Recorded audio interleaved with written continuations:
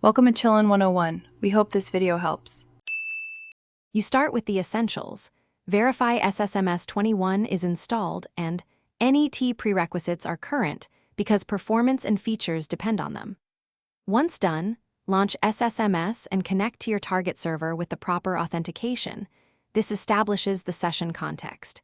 Make sure to pick the right default database and adjust server timeout settings so long-running queries won't fail unexpectedly. These first actions let you run effective queries and avoid common connection problems as you continue.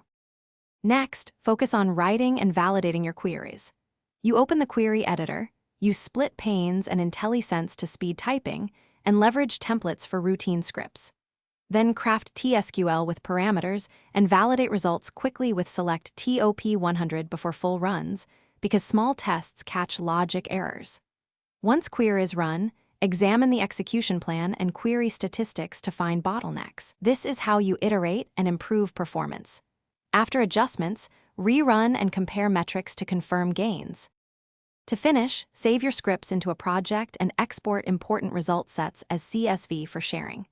You should check Activity Monitor and SQL Server logs for any runtime issues because they reveal resource waits and error traces. If something goes wrong, enable verbose error messages, capture the failing query, and rerun it in an isolated environment. This helps reproduce the problem safely. One troubleshooting tip: if connection drops, clear cached credentials and verify network DNS versus IP address connectivity to. Thanks for watching. Consider subscribing if we helped you.